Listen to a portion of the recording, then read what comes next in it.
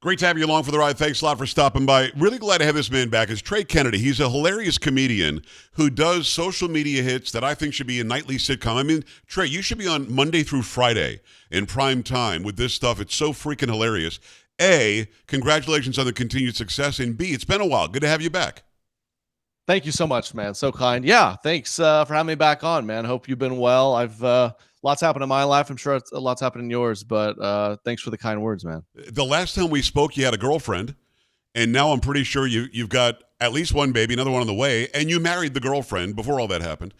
Congratulations on all of that. Now, it's got to be a weird sort of place to be because you're a social media star, you're a media star now, you're a touring star. Your current tour is called Growing Up or Grow Up. Go and check out the comedy tour, Portland, Maine, on the 11th of this month. But it's got to be interesting because I think people assume your private life because you didn't talk too much about it before. And now you're full-blown married, got a family, the whole thing. Is there a dichotomy between what you do in your comedy and this is my private life? Because if you intermix it, it makes sense too because we could all relate to it. Yeah, it's tough. And I feel like with social media, just in general, those lines are getting blurred more and more, and it's just more and more normal to share stuff. But Yeah. I keep a lot private, and people assume. But what I'm doing obviously is from my life experience. So I posted a little bit the other day of like, when she comes home from wine night and she's pouncing on you because she's had a few glasses, and there's comments like, does Trey's wife approve of this? And it's like, I didn't say that specifically, but one could deduce maybe I'd experienced that in my own life. But luckily, thank God, she is a good sport and really kind of lets me go with it. I do this bit in the Grow Up show that people love. I joke about trying to get pregnant, and the experience of trying to get pregnant sounds like it's great, but honestly, after 2 weeks of straight of doing it, it's kind of a living nightmare. And so I do that bit, and it's just funny. Like, her parents come to the show, and we've never once discussed this bit. They digest it, and we don't talk about it. So yeah, you kind of have to roll with the punches when you're a comedian or married to a comedian. And thank God, my wife, she's a good sport. Well, I think parents of girls, and I've got 5 daughters, but now I don't think on those lines with my daughters, but parents of girls, I think that every baby that's born is immaculately conceived, that none of that other stuff goes on. So that it might have been a bit of a shock to see you talk about that. But the funny thing is, you get done off stage, they're not like, let's talk about that bit. They're like, hey, good bit, let's order some food. Do they just move on from it? Yeah, it's just, great show in general. That one, that. Well, we won't. Like you said, her mother thinks it's hilarious. She's down, but like the father's out there. I have a daughter on the way, and yeah, one day I hope she provides me a grandchild, and in like the way Mary did. That's all I can hope for. That's what I hope. The angel will visit, and she will be impregnated. Right. It is Trey Kennedy. Go follow him everywhere. It's Trey Kennedy, spelled the normal way. Grow Up comedy tour is happening now, Portland, Maine. You say you're winding it down. How long has this tour been? We've been, on and off the road for over a year now. So we'll have done, man, I think close to like 100 cities on this tour. Australia, New Zealand, Canada, Hawaii, all across America. So it's been amazing. And just a month or so left on the tour. So very excited. We shot the special. Hopefully that'll come out, I don't know, later this year or something. We're figuring that out. But get tickets. There's a few left to these cities. We're hitting the Northeast. We're hitting North Carolina, Boise, Idaho, Nevada. So it's been a great, great journey, man. And it feels right to end with add another kid, because that's a lot of what I talk about in the special. Yeah. TreyKennedy.com. When does she do? My wife? Well, no, your neighbor. Yeah, yes, yeah. Oh, my girlfriend. Right, right. You said there's another baby on the way. I just wondered when you're going to have it. I don't know. She's due September 25th. So my last show is mid-August, where we do this crazy lifestyle where we plan babies and tours side by side. So we're going to end it and then dive into 2 Under 2, which people they just immediately start praying over me when I say that. So we'll see what happens. But Our first we're two daughters were 1 year apart. It's probably easier than you've been warned, but take the warning seriously and then feel to yourself, okay, a bit easier than what they said. Now, but you're talking about a boy and a girl, though, so it might be different. Two girls were pretty easy. I know when they hit their teen years, the boys, I think, are probably easier than the girls because then you have to ward off the boyfriends. But God bless you and good luck with the newborn coming on the way. Now, we talked about this last time. And I really do want to watch you on television every night. Do those offers come and they're just not right for you? Do you feel really good in your niche now where you're more of a social media and then tour guy? I mean, is that in your future or not? Because I think the Trey Kennedy show would be easy. Thank you, man. Yes and no, probably less than you think. I sometimes I feel like I'm just doing my own thing. I live in Kansas, and it's just people like me. You get overlooked a little bit, I think, because they're like, it's everyone's New York, LA. What's this guy doing? But also, some do come, and I'll think about it, and we'll get to the 1 yard line, and I think, man, my life's pretty good that I get to do whatever I want when I want, Right. and and I think you're seeing that more and more with people in my position. People are like, why aren't these comedians making movies or on their TV? It's like, well, they can just do a podcast and tour the country, and Yes. it's a pretty good lifestyle. So I love getting to just be in creative control and obviously adding to my family. I don't want to go live in Atlanta for 3 months shooting a movie necessarily, unless it's Yeah. some dream gig. So the tour life and the content life has been good to me so far, but we'll see. I mean, it's very kind of you. I hope some cool opportunities come my way, and we're open to it. But Well, I think so far, so good with this. once people see what you do, there's a little bit of a delay. I don't mean to talk over you. Once they see what you do, they want more, and they can get more. You're right. I'm holding my device, and I can pull up Trey Kennedy anytime I want. I don't really have to wait till 7 o'clock at night or 9 o'clock at night, and you don't have to move from Kansas, which makes sense. I wanted to talk about the pandemic times. I just had Tom Cotter on. He's a very funny stand-up comedian. And he said that, of course, people like him were harmed massively because you couldn't go and watch somebody live do comedy. I'm guessing your following probably exploded during the pandemic because of how you do it.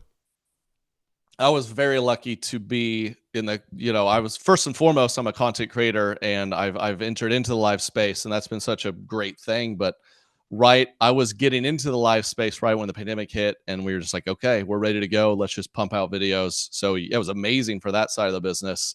And it was also amazing I think it fast forwarded so many aspects of life, but also in this world where now all the stand-up comedians realized they had to figure out how to make content online. And now you see, Right. every stand-up comedian in the world now has a social media strategy and content. And I think it brought us together in a lot of ways, which was really great for me, who was trying to break into the mold of the live space. So, but it was great. We were just in my house making videos like we always did. And it's only time probably in our life that 100% of the population is experiencing the same thing at the same time. So it's pretty easy from a media's perspective.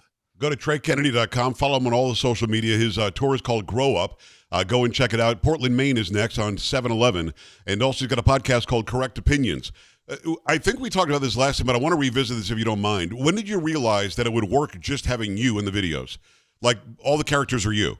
You did the debate one, which has, I think, 3 million views at the last time we checked. More than that, 3.2 million. And it's just you. You're Trump and you're Biden. And it could be you at the refrigerator. It could be you watching a football game. When did you decide to yourself, if I do all the characters, it's going to be pretty funny because people are going to react to this? I mean, the first one you had to be going, I wonder if this is going to work. Yeah, I mean, it started with, it was just me. I didn't have videographers or anything. So it was like a tripod in my living room. I remember meeting like a girl at a bar, and she's like, what do you do? I was like, well, I make these videos. You might have seen them. And she's like, it's just you? I'm like, yeah. She's like, so you just set up a tripod and like dance in front of it? I'm like, oh yeah, that's not as cool as I thought. So, it's kind of psychotic when you back up and think about it. But really, it was just because I was just kind of on my own. I was living in Oklahoma at the time. I was just trying to make it work. And then when I would add maybe an actor or an extra, there was just comments of like, it's funnier when we just like when you are doing it all. Yeah. And so I'm like, okay, it's fun for me. And it's just the nature of social media, right? I feel like we've come back to this regression of like, people just want kind of simple. It feels like your friends just recording on their phone type of content. It doesn't have to look like a feature film. And so, right. You just roll, and I throw on 2 different wigs and do different characters. it works. It's still working, thankfully. So until it doesn't, I'll rock all the characters. When you head into a big event like the debate the other night, do you think to yourself, this is going to be great content? Or do you think to yourself, I've got to watch this and see what unfolds? I get who the characters are. I think I know what they might say. But then it was like a skit. Watching that night was like a skit.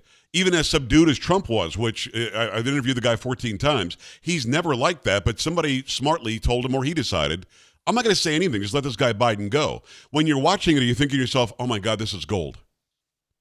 Yeah, there's certain times where you're ready, like we're gonna be ready for this, but debate, because I don't really get into politics a lot, Right. because I want to be lighthearted in this, but sometimes you just can't avoid it. We always try to poke fun at both sides because I just want to try to bring everyone into my content. But when I watched that purely just for my own interest, I texted my team. I was like, "Be here first thing tomorrow. This is unbelievable." Once they started talking about the golf game, I started texting them. I was like, "Get here tomorrow, 9 a.m. We're making a video." Because this is such a moment, and I don't. And in a way too, I feel like that debate, strangely, it felt like the most united America's been in a while. Yes. In this whole political thing, where it's like, you know what, policies, this, that, a lot of us can agree. This is hilarious. What are we watching here? Yeah. Very funny. Yeah. Well, I watched your video, as you know, when you connected on the Zoom, and I'm looking at him going, he is straddling a line, because everything you said about Biden is going to piss off a Biden voter. Everything you said about Trump is going to do the same for a Trump voter, but you did it equally, and you did it in such a funny way. I mean, when you went to the golf stuff, which I know that was going to be the home run for you, when you went to the golf stuff, forget about it. And you kept on saying, imagine, because Biden kept saying it. And then Trump, has to always get the last word or whatever. When you're doing it like that, do you have to be conscious of, let me not get either side mad at me. Let me make both sides laugh at what I'm doing. Definitely. We just try to pick, the kind of, we're poking fun at Trump because he rambles and never answers your answer exactly, at least on that debate. And then Biden, right, the easy pickings, he can't talk, and it just kind of back and forth, and then devolved into some golf talk. I mean, it was the skit that, they wrote the skit. I really didn't. I just made it again. So. Trey, the argument about golf was the dumbest thing I've seen in years. I've been covering news 35 years. I have never seen something so dumb, because Trump was adamant that the world knows how bad a golfer Biden is. I was like, what?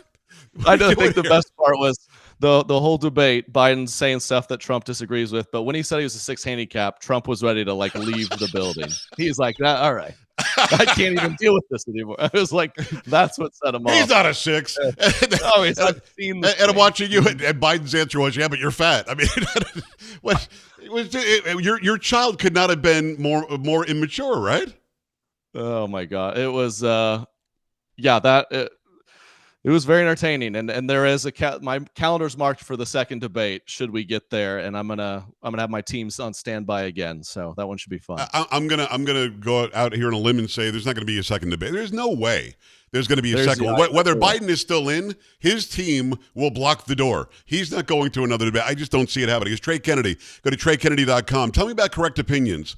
Obviously, it's a plan. I thought politically correct immediately when I saw Correct Opinions. And opinions, obviously, are only correct to those who are opining. Funny title. I haven't seen it yet. Fill me in on this. Yeah, it's had a lot of iterations. This started almost 5 years ago now, just a solo show, and I had my comedian buddy of mine, Jake, as a co-host. Then my wife has joined as kind of another voice in the room. We have a great producer, and it's really one of those lighthearted weekly podcasts you put on to forget about your worries. It's as political as my content is, right? We might have talked about the debate and joked kind of like we were, but it's really lighthearted stuff, and us giving our correct opinions on today's culture and society, and how gender reveals are out of control, or how this or that on Netflix is stupid, and just joking, lighthearted stuff. And it's comes out every Wednesday morning, and we've had a great fan base. We've been like 5 years strong. So how do you come up with the ideas? And I don't mean on the podcast, on the actual video content. And again, I can only relate it to my own experience. I'm not pumping myself up, but when I have an idea, I usually do it in one take and I'm done, but I only do I do a minute 2 for TikTok so it can be monetized. And usually it does very, very well if the hook is good enough and if the content's good enough. But I'm a sort of a news and politics guy, so that's easier for me. To make sure that you're funny, you know that it's funny. Your wife might know that it's funny, but you also have to keep in your mind, I want the mass audience to agree that there's some humor here. Is there a whole process you have to go through? Or are some of your best ones where you said, let me just do this, and then it got 3 million views? Because I know that it was very well produced, the debate one, and it had to be because it was very funny the way that you did it because it was visual as well. But the ones that you're doing in the kitchen or in the living room that go nuts get 5 million views. Are they generally speaking where you sat down with the team and planned it out? Or let me just go do this? It's all of the above, man. That's Is a it? great question. I like what you said, minute 2 to monetize. You know your Yeah. TikTok. Yeah, Look at you. exactly. Well, we're out. Yeah. It's Get it done. I mean, yeah, right. It's it's all of it. Like there's times I make a video and post it and I almost don't post it because I don't think it's all that funny, and then it gets 5 million views and vice versa. And it's like all comedy on stage or on the podcast or anything. I still post very unfunny stuff. I post funny stuff, and you feel like you get better and you have a higher batting average of what you're posting does well. Right. But we're always learning and adapting, and social media, we all know, is TikTok might disappear later this year. It's just Right. everything is always changing. And that's why I'm so fortunate to do the live shows and go out because, a guy in front of a room of people has existed forever, and there's no algorithm or nothing. You're still learning what's funny in real time, but it's less of a challenge to grab attention. You've already got it when the people are in the room. So Yeah. it's the live stuff can't be beaten. No, it can't be because you've got that immediate feedback, as you say. What you do online, you've got to wait to see. And sometimes the waiting game is excruciating. Sometimes you get 5,000 views on something that you thought was great. And as you said, something you weren't even going to post gets 10,000 or 10 million. So when you go into it, the live show has to be more satisfying immediately. But then, eventually, if you're patient, the online stuff works as well. Last question for you, Trey, because I could talk to you for 3 hours, and I mean that. You're hilarious, and I want people to go and check out everything that you do. Go consume everything Trey Kennedy does. The last question has to be, how have you been so ahead of the game? And by that, I'm not kissing your ass. I mean it. The newspaper business is almost out of business because they weren't smart enough to go online early. They should have. You were podcasting 5 years ago. Now all of a sudden, everybody's got a podcast. You were doing online content more than 5 years ago, and now everybody's going, oh, crap, I should probably do some online content. Is there something that just hits you that says, this thing looks like it might work, let me jump on? And it's been, to me, it looks like it's the golden egg every time. Well, thanks, man. I've prided myself on just trying stuff, and I learned a valuable lesson very early on. I started on the app Vine, which was deleted 8 years ago now or whatever, and that was I just did Vine, and that was it, and it disappeared, and it was a very quick early learning lesson. And I need to. The social media world, like I said, you're seeing it with TikTok now. These kids who are only on TikTok, they might be in trouble, and to just try anything and everything because I really want to build a career, and I don't want to be 50 years old and only be making Snapchats. I want to be able to cast a wide net. So I've tried many things that don't work, and I think the good thing about social media these days is there's so many things to follow, so many things you see that if I try this twice and it fails, people don't even really know or care. It's you just got to go for it. So luckily, doing stand up and live shows has worked great for me, and luckily, getting on some of these platforms, has worked really well. So when a podcast kind of started going, I said, all right, I'll do one. I'm going to do it, commit to it. I've done it every week for 5 years, and that's paid off. And I've done stand up now every week for 5 years, and I got cool stuff in the works that hopefully does well, but might have some failures coming up too. So I just try it. And the great thing about being a comedian is if I ever did take myself seriously, I don't anymore because I've humiliated myself in so many ways that, I'll do whatever. So, well, Trey, listen, God bless you. I think you're ahead of the curve every time. So I'm going to follow whatever you do next. I'll probably follow and do it as well. Hopefully you get just a tenth of or a fraction of the success that you've gotten. Thanks a million for coming back and being a good friend of the show. And I hope everybody will go to TreyKennedy.com/tour. Check out one of the last tour dates before the impending birth of baby number 2. And let's do this again soon, can we? Deal. God bless you too, Joe. I appreciate you, man. It means a lot. Brother. Thank you so much. All right, Trey, we're back after this. Stay right here.